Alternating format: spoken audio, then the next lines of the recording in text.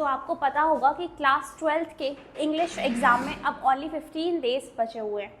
अब ये जो 15 डेज़ की लास्ट डेज़ की ये जो स्ट्रैटेजी है आपकी, ये बहुत ज़्यादा इम्पॉर्टेंट है आपके लिए। अगर आप इन डेज़ में अच्छी तरीके से इफेक्टिवली तैयारी कर लेते हो तो अभी भी टाइम है कि आप अपने स्कोर को बहुत अच्छी तरीके से एलिवेट करके आगे लेकर जा सकते हो। तो ये जो लास्ट 15 डेज़ की स्ट्रैटेजी है, इसके बारे में अभी हम डिस्कस करेंगे यहाँ पे। जैसे कि रीडिंग सेक्शन हमें पता है हमारा 22 मार्क्स का आता है और राइटिंग सेक्शन 18 मार्क्स का आता है। देन लिटरेचर सेक्शन जो कि 40 मार्क्स का आता है और बहुत अच्छी खासी वेटेज यहाँ पर रखता है।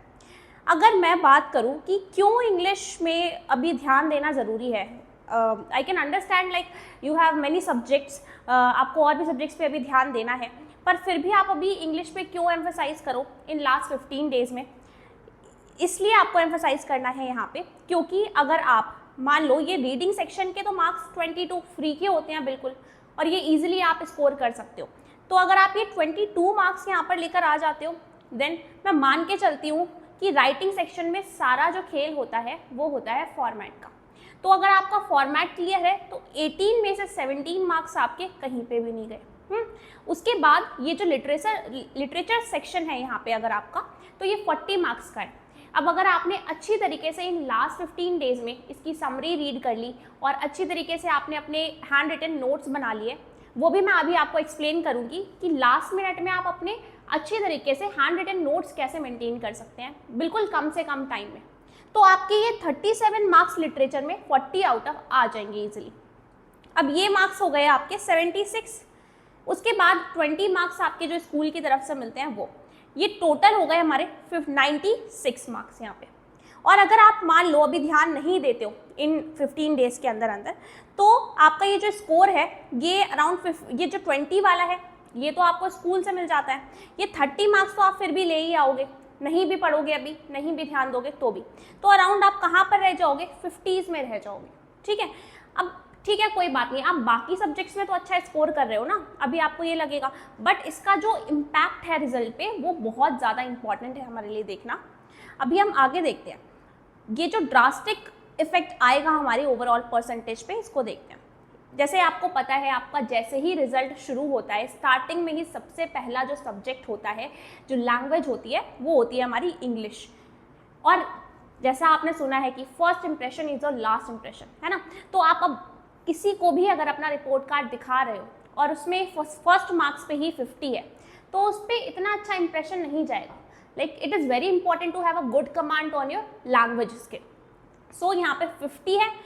अब आपने बाकी के सब्जेक्ट्स में बहुत मेहनत करी पूरे साल और यहाँ पे अच्छे से स्कोर भी किया, 92 इन मैथमेटिक्स, देन अकाउंट्स में 94, बिजनेस में 95, इकोनॉमिक्स में 92, जिसकी वजह से होगा क्या, अब इंग्लिश में कम मार्क्स आने की वजह से यहाँ पे आपकी जो परसेंटेज है वो 84.6% ही बन पाई, यानी आप 80s में ही रह गए, है ना। और आपको ये बात पता है कि आज के टाइम पे 80s के दायरे में अगर आप परसेंटेज लेके आते हो तो इट इज़ कंसिडर्ड एवरेज, आप यहाँ पे टॉपर नहीं कहलाओगे, क्योंकि ये जो परसेंटेज का क्राइटेरिया है ये एवरेज कंसिडर किया जाता है आज के कॉम्पिटिशन के हिसाब से। अगर आप इंग्लिश पे ध्यान दे देते हो इन लास्ट 15 डेज़ में इस बताई गई स्ट्रैटेजी के अनुसार, तो आपके जो मार्क्स हैं वो किस तरीके से बढ़ सकते हैं। जैसे मैंने अभी यहाँ पे बताया था, अगर आप अच्छे से ध्यान दोगे तो आप 96 मार्क्स इन लास्ट 15 डेज़ में ईजिली स्कोर कर सकते हो। इंग्लिश में आपने 96 मार्क्स यहाँ पे स्कोर कर लिए, देन मैथमेटिक्स में आपके ऑलरेडी अच्छे थे 92, देन अकाउंट्स में 94, बिजनेस में 95, इकोनॉमिक्स में आपके 92। अब ये ओवरऑल परसेंटेज पे आप इफेक्ट देखना इसका, ये आपकी परसेंटेज बन गई 93.8%। अब किसी को भी अपना रिजल्ट शो करोगे तो उस टाइम सोचना नहीं पड़ेगा एक बार भी कि मैं उसको दिखाऊं या ना दिखाऊं, किसी की भी कॉल आएगी कि रिजल्ट बताऊं या ना बताऊं, तो सेकंड थॉट नहीं होगा आपके दिमाग में, बिकॉज आप ऑलरेडी 90s में एंटर कर चुके हो and you are a topper now. Okay, so ये जो टॉपर बनने की स्ट्रैटेजी है, इसके लिए कुछ बेसिक स्टेप्स अभी लास्ट के 15 डेज़ में जैसा जैसा मैं आपको अभी इस वीडियो में बताऊंगी आपको फॉलो करते हुए चलना है। अब ये जो टारगेट है इसको हम अचीव कैसे करेंगे, सबसे बड़ा मेन जो क्वेश्चन है हमारे सामने वो ये है।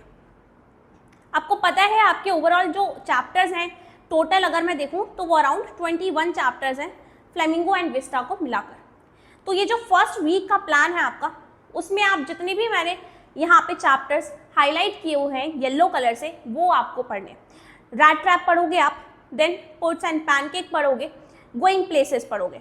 उसके बाद विस्टार्स में आप ये फर्स्ट वीक में ही टाइगर किंग पढ़ोगे, the enemy, on the face of it, memories of childhood which is further divided into 2 parts, the cutting of my long hair, we too are human beings. ये जो highlighted yellow colour से जो chapters है, ये आपको first week में ही complete कर लेने हैं इनकी समरी के थ्रू।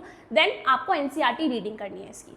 इतना आपने फर्स्ट वीक में कर लिया, ओके। नाउ वीक 2 जो है ये आपका, ये किस पे जाएगा? ये जाएगा बचे हुए लेसन्स पे, like the last lesson, lost spring, deep water, indigo, the interview, my mother at 66, keeping quiet, a thing of beauty, a road side stand, aunt Jennifer Steiger, third level, journey to the end of the earth. तो ये जो आपको लग रहा होगा कि week 2 में कुछ ज़्यादा चैप्टर्स हैं, नहीं, ये नंबर्स में ज़्यादा हैं, बट इनकी जो क्वांटिटी है, इसमें जितना भी कंटेंट है वो बहुत शॉर्टर है, तो आप इजीली इसको कर लोगे आराम से, ठीक है। ये 21 जो आपके चैप्टर्स हैं, ये इजीली यहाँ पे कंप्लीट हो जाएंगे।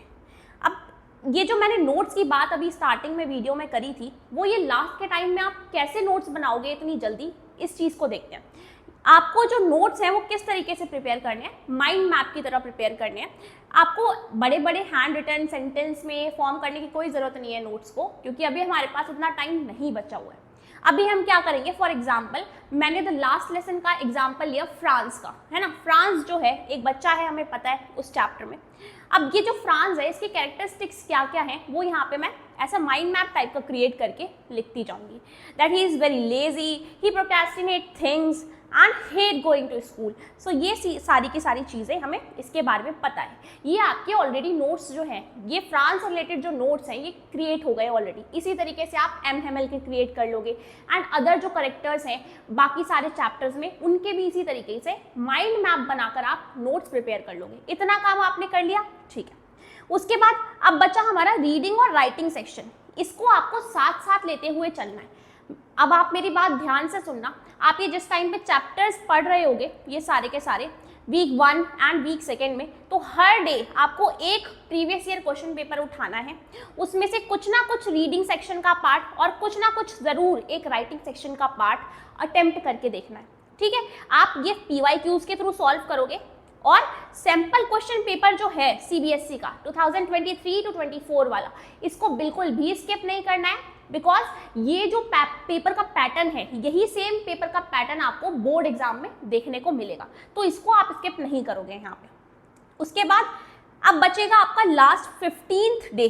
तो आपने बोला होगा अभी कि मैम आपने 14 डेज की तो स्ट्रैटेजी बता दी है ना, 2 वीक्स की तो स्ट्रैटेजी बता दी, अब हम लास्ट 15th डे पे क्या करेंगे।